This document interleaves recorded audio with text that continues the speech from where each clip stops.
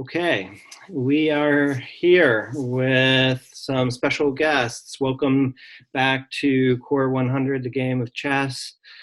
And we're here to talk about a very illustrative game that happened during a context of Cold War era between the Soviet Union and a player from the Soviet Union and the United States. And really grateful to have both Mike Donahue and Russell Wilson a part of this look at this game from 1945. Mike and Russell, would you introduce yourselves? Go ahead, Mike. Sure. I'm Mike Donahue, and I'm the chess coordinator with the Chris Collinsworth Pro Scan Fund, as well as a chess instructor with our Chess in Schools program. And I'm Russell Wilson. I'm on the board of the Chris Collinsworth Pro Scan Fund, and I'm active in its, try to be active in its programs. I'm also been a tournament player since 1972, and I'm a national master. Really means a lot to have you both with us. And this is a game between Mikhail Botvinnik and Arnold Denker. And Russell, tell us a little bit about the historical context of this game, Sure. What interests you about it, and so on. Well, this is in many ways one of the most famous games as far as chess is concerned with non-players. And it involves a game that was played in 1945 within a few months after the end of World War II between 10 players from the Soviet Union and 10 players from the United States. Historically, though, from a background perspective, you should know that the United States had dominated world chess in the 30s prior to World War II.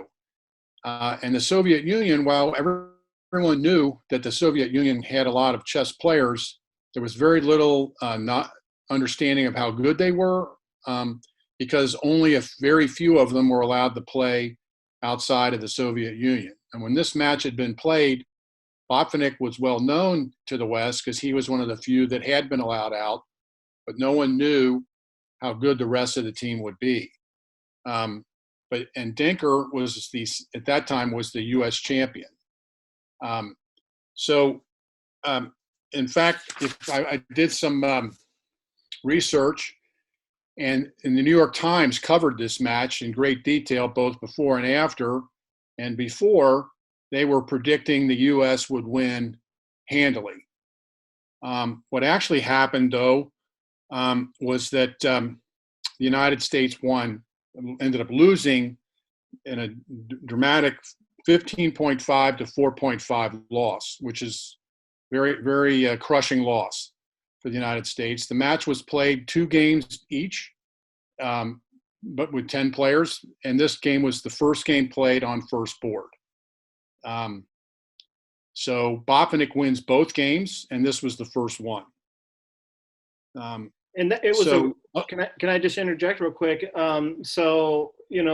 was a real shocking, victory for the Soviet Union, in part because, the United States team had played and won 4 straight Olympiads from 1931 to 37. And at that time, the Soviet Union hadn't participated in those. So U.S. team was kind of on the rise on the international stage, but hadn't really, hadn't played the Soviet Union players in a team. The Soviet Union had never participated in the chess version of the Olympics until 1952. So they didn't play in any of the tournaments that the U.S. won in the 30s. And while they played each other, the game scores, the written moves, very rarely left the Soviet Union. And so, when top players play each other, one of the things they do is they look at their opponent's games to try to identify both strengths and weaknesses. And it was hard to do that with the Soviet Union because there was such little amount of information leaving the Soviet Union. Part of that was because it was the Soviet Union, and it was a very much a closed society, but also was because of the war. The Soviet Union had been in a war, since 1939. By all accounts, the Soviet Union's experience of World War II was very traumatic. And, they weren't going to use limited resources to print chess books or chess magazines or anything that wasn't necessary. So there was just very limited amount of information available for both of those reasons. One of the really kind of distinctive aspects of this match was that it was played over the radio.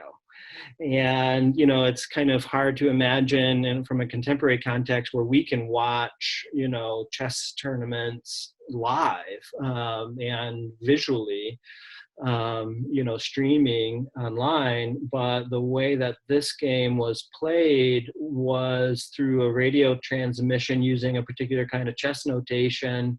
You had the U.S. team at a hotel in New York, and the Soviet team was at a club in Moscow. And, on one account that it took an average of 5 to 15 moves, minutes per move. So it was kind of slowly developed just to be able to communicate through radio transmission. That's right. Later, they would play matches face-to-face, but this first one was done using radio to send the moves. And these games apparently took probably twice as long to complete as they would have if they'd been played face-to-face. So maybe longer. So, and but one of the things that Price mentions in the reading for today, the chapter entitled Move 37, pages 166 to 171, talks about kind of the Soviet chess program and the way in which they had government sponsorships of the best players, and it was very important to Soviet chess culture. And Botvinnik played a really important role in this Soviet system of chess. He not only did he, have a separate career simultaneously as, in addition to rising to a top, being one of the top chess players in the world and being the world chess champion from 1948 to 1963 for most of that period. But he also trained a lot of famous students: Anatoly Karpov, Garry Kasparov, Vladimir Kramnik. How would you describe Botvinnik's influence in the Soviet Union during the mid-20th century? Well, he was referred to as the patriarch. That's what people referred to him as. He was the first Soviet player to be allowed to leave the country to play in foreign matches, in foreign tournaments. And his first did not go well, but all the others that he played, he did extremely well. It's funny, had he not been successful, a lot of that might have rewritten chess history, because if he had not been successful, I don't know that the Soviet Union would have continued to put that much resources towards chess. But when he was successful, then he not only became extremely powerful in the Soviet Union and had privileges that few others had, but he also, the whole system, everything revolved around the fact that he had been so successful. He also was a man of very strong opinions, and which is not too surprising, I guess, for a world-class player. And he had very detailed ideas about how one would prepare to play chess for both competitions, but also a style in which you should play chess. And one of the things that he did, really more than anyone, and then because he did it and all the Soviet players behind him followed his lead, was he really revolutionized or led the revolution in terms of the way in which top players handled the black pieces, because white moves first. White has an advantage when you're dealing with elite players. And for many years in the 20s and 30s, the top players would play very passively and defensively with black, and with the idea that, a draw would be an acceptable result. And he had a very different view, which was that you should play black aggressively and play to win. And he developed opening systems that became sort of the hallmark of his teaching. And again, when he was that successful, the bureaucrats that were running the chess programs were not chess players themselves or weren't elite players themselves, but all they knew was Botvinnik had been successful. So you're going to do what Botvinnik did if you were going to try to be there yourself as a player. And so while they didn't play the exact moves that he found attractive, many of them adopted that fundamental philosophy of playing aggressively. And we see that here in the first game between Botvinnik and Denker. Botvinnik's playing with the black pieces. Correct. And you want to walk us? And it's hard to know or it's hard to realize, but at the time, this game would have been a revolutionary game. And we'll see as we get into it, I can point out some of the spots where no top player would have even bothered in the 20s, would have even bothered to spend 5 minutes looking at these positions, much less studying them to the depth that Botvinnik did. It's also interesting to know that this system, and it's been named after him, as you can see on the above, it's been studied by chess players since this game. And people have been using computers to analyze it as well, and it's survived all of that scrutiny. It still survives. Now, it's not played that much at the top level, but not because it's not good. It's because the amount of memorization that's required is, and the risk of loss is such that people tend to not play it. But it's still a valid way of playing. So, which, when you consider the fact that all he had when he was developing this was the chess set on his table in his den, it's very, very impressive. Well, you want to take a look at? Sure. This is a short game, as I understand it. Correct. It's not a very long game. So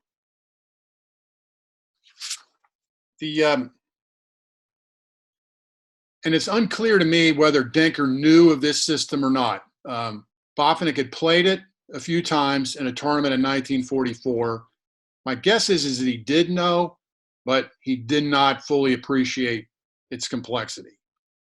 So the first move is d4, which is a very standard, probably one of the most common first moves at the top level. Black responded with d5, which is also a very common response. This is pawn to c4 is a common way of playing. White knows that if black captures this pawn on c4, that he can regain it. So he's using this as a way to develop influence in the center. Botvinnik protects it with his e-pawn, which is a common way of doing it. Denker develops a knight to a very active square where it affects the center, most particularly d5 and e4. And now Botvinnik plays one of the signature moves of this system, which is c6. It creates you'll see it does a number of things. At one level, it really creates a bulwark on d5, but he's really got other ideas in mind. Denker played, again, it's a good move. He brings out another piece towards the center, protects the pawn on d4, and covers e5. Botvinnik needs to develop his own pieces, and so he brings his knight out to a very natural square has much of the same advantages that the knight to f3 had as well. And this is one of the most aggressive responses to this system. He pins the knight by putting the bishop on g5. He pins the knight behind the queen. So the knight, if the knight were to move, the bishop would capture the queen. And this is the sort of the beginning of this signature Botvinnik system, is to capture this pawn on c4. It involves, a sacrifice of a pawn by black, although it'll take you several moves to see how that would happen. Denker plays the most aggressive move, e4, and Botvinnik protects the pawn on c4 by playing b5. And now Denker plays the most forcing response, which is this pawn to e5, attacking the knight. And as we noted before, it can't move without losing the queen. So black responds by attacking the bishop. So if now the pawn were to capture the knight, this pawn would capture the bishop. So Denker retreats his bishop. And again, the pin is still in force, so black has to continue with his idea of breaking the pin with g5. So Denker sees that if he plays this move, he's going to win material, so he continues in this fashion. And so now you can see, that black is up a piece, but this knight cannot escape. Hey, Mike, I just interject real quick. Mike, what's your impression of this position? We've got Denker kind of playing the Queen's Gambit and Botvinnik's opening of a semi-Slav. Anything stick out to you? I mean, at first glance, it looks pretty good for white. Like white's going to win some material, but maybe black has some compensation with the open G and H files potentially in the future. Yeah, that's exactly right. But I think also the idea of compensation in open files was not nearly as well understood then as it is today. But I think that, I've got Botvinnik's opinion about the position in a few moves, and I'll give it then. But what Botvinnik, so Denker now recaptures the pawn, the piece, and now he's up a pawn. So as I said before, he had sacrificed. This was when he played pawn takes on c4. He was really sacrificing a pawn. Prior to Botvinnik getting involved, black had always recaptured the pawn on f6 with the knight, and that really had not led to much for black.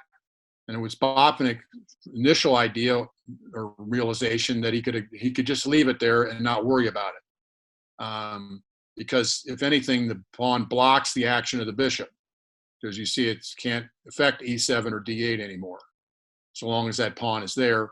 So he continues with his development with his bishop to b7. And while it doesn't look like much, as the game shows you, it's quite active there. And then here Denker plays bishop to e2. Now, we know with experience that this is a mistake, and that the proper way to play this is to, instead of that move, just to push the pawn on g2 to g3. This and then move the bishop later to g2. This creates a much more defensible fortress for white on where his king will end up. But that was not known at that time. So Denker plays this, but to tell a player in 1945 that a move that looks this natural is maybe a mistake that costs you the game, it's hard to understand. It's not something they would be thinking of. So Botvinnik plays his queen here, pressuring this, but also putting itself on what will be an active square, and white castles to get his king into safety, and black castles. And this is where I like Botvinnik's words. I don't quote him that often, but where I think it's really important to hear what he had to say, which he says, "It seems fantastic. Almost all of black's kingside is destroyed. He has no pawn center. He is a pawn down, and his king arouses serious anxiety. Yet in reality, the black king finds a secure haven on the queen side, while white's central pawn on d4, right here, is a convenient object of attack. And with the continuation of c5 at the right moment, by that pawn to here, from here to there, black opens the diagonals for his bishops, after which it is the white's king's position that is hopeless. When this position arose in the game, many masters considered black's situation to be very difficult." So again, this is sort of and one of the reasons I selected this game is that it shows sort of the revolution in chess that Botvinnik inspired, which is the old way of thinking is now passé. And this game was a wake-up call, I'm sure, to chess players across the world because of that. And one of the things that he is noting is the weakness of that pawn on d4. And, it's susceptible to, the pawn on c6 getting pushed and opening up that diagonal for that fianchettoed bishop on b7. Correct. Are there anything else? And then, as I mentioned before, what's that? Oh, go ahead. Yeah. And one of the reasons you play the pawn here and put the bishop here in the current system is that when c5 is played, white can push the pawn to d5, not capture here. But as we'll see in the game, he doesn't have that opportunity. And the point of the d4 being an object of attack isn't so much that black thinks he's going to, capture it for free, as much as it's a lever he can use to open lines, and because it's fixed, he can use it for that purpose. So here, white plays a4, which seems like a very logical move, because he wants to open up this file by capturing on b5. Then this rook would then be in a position to put pressure on black's king. But Botvinnik, and I'm sure this is all stuff he had been studying at home beforehand, knew that he shouldn't allow those lines to be open, and he pushes the pawn to b4, which attacks the knight on c3. And so Denker retreats it. And then Botvinnik plays the move we knew we wanted to play, which was c5, which now means that opens up the action of the bishop such that the knight is captured, or is it being attacked, I'm sorry. And if the knight were to capture this pawn after knight takes pawn, pawn takes pawn, bishop takes pawn, the rook would be attacking the queen, and all the lines for black are wide open, and it's unlikely he'd be able to survive for too long. And so Botvinnik plays a move that allows him to both protect the knight, but also get his queen off of the D file, where it's under potential exposure by the rook on D8. And he plays queen to B1. So now he's protecting the knight.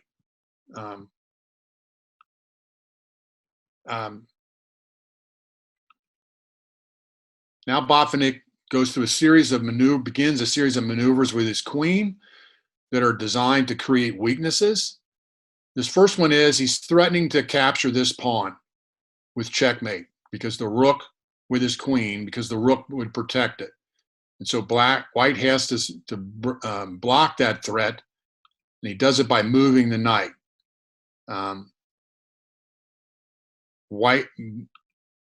then captures this pawn.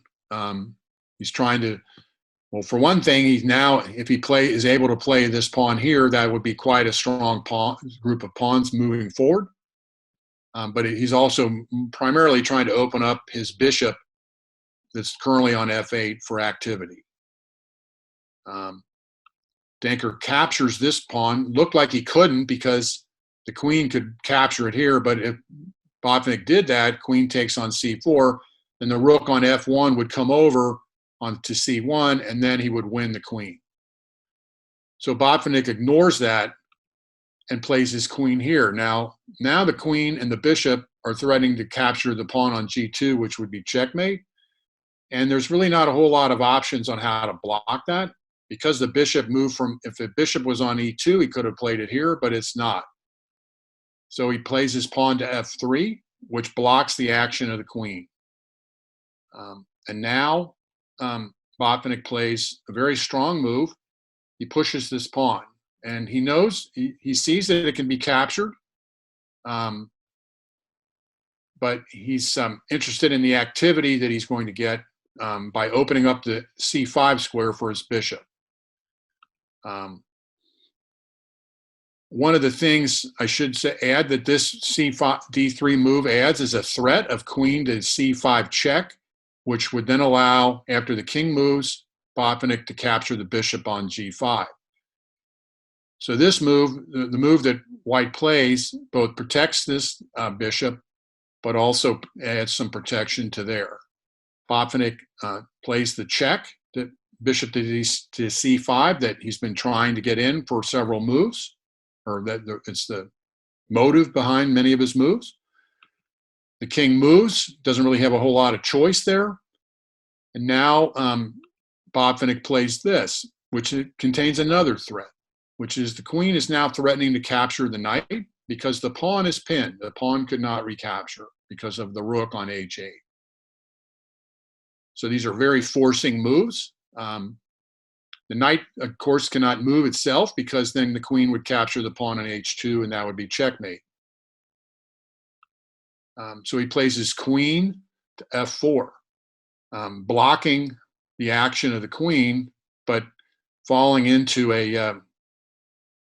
another resource, a tactical resource that Botvinnik must have seen for quite some time. He plays the startling sacrifice. Rook captures on h2 with check. The king can't go anywhere because the only square he could go to is already covered by the bishop on c5. So he captures it, and Botvinnik moves his rook to h8 with check. And in this position, Black really doesn't have a whole lot of options. If he plays his bishop to h6, the queen could capture the queen on f4, and because the bishop is pinned, he can't recapture it. So moving the knight, it doesn't really do anything. So he ends up moving his queen to a square where it can be captured. Botvinnik captures it. And now perhaps Denker was hoping that he has two rooks against Botvinnik's queen, but Botvinnik has a decisive move to make, which is his queen to f4. And the queen is attacking the bishop on h4. Really, the only way to protect it would be to move the king up to h3. But if he did that, then Black could play queen to c4. And unlike before, where the rook to c1 would win the queen, here it doesn't because the bishop blocks the file. And so with this, Denker resigned. It's common at the highest level for players to resign positions that are completely lost and not play them out. And that's what he did here. So again, a very wide open game that I'm sure came as something of a surprise and shock to Denker. Yeah, wow. Mike, your comment at the beginning of having kind of that open files on the king side, ended up being a decisive element here of pressure. I mean, the action kind of shifts back to the C and D file, kind of in the middle of the game. But you had, some sacrifices, with the rooks. Anything stick out to you, Mike, about this position or elements getting to here? Well, all of Black's pieces look really good. Like the bishops seem beautifully placed, and it seems like the common theme is open lines for the pieces. And I just think it's really interesting. A lot of my students are scholastic, young students, and we learn about the value of the pieces, you know, pawn 1, knights, bishops 3, and so on. But Botvinnik, it seems like he certainly wasn't too concerned with that. Yeah, Russell, do you have any advice for aspiring chess players? Well, so one of the things that's probably one of the most complex things for chess players to learn is the relationship between material values, like the kinds you talked about, but also the value of activity, piece activity. So I don't want you to think by any means that Botvinnik plays all of his games that look like this. Many of them are very, there's very few sacrifices, and it's a much different style of play. And so it takes a lot of judgment, which quite frankly is almost always based on deep calculation, to try to identify certain positions where the activity is more important than the material. And here clearly open lines is what rules the day. But one of the things that modern chess has shown, and this is one of the first examples of it, there's a number of other ones, is that one of the things about this game was that because Black gave up his G pawn and his H pawn, he didn't have to take time to develop his rook on H8 to an active square. It was born on one because once those pawns were gone. So, and by that way, he saved time. And it was really, as you can see, even at this point of the position, White is really yet to get his rooks and other actively engaged, while Black is very much engaged and very active. So, and as it turned out, in all three of the cases of the bishops on B7 and C5 and the knight on F6, they're all doing very valuable things, but they've all moved once. While the bishop on C4 has moved twice, the knight on G3 has moved 1, 2, 3 times, and the bishop on H4 has moved twice. So, and they're not really doing anything. And so part of that also, Mike, is identifying where quality beats quantity and vice versa. So anyway, it's really one of the things that makes chess so inexhaustible, is trying to understand these kind of nuances. So, but for all beginning players, I recommend that they pay attention to material, because most games are decided that way, based on discrepancy in material. So, really fun. Thanks for walking us through this game, Russell. And you know, one of the ways to improve your playing proficiency is to look at games of past masters, and this one is a very dynamic and historic game. Really appreciate your effort and talking us through it, and we will leave it at that and see you next time. Thank you.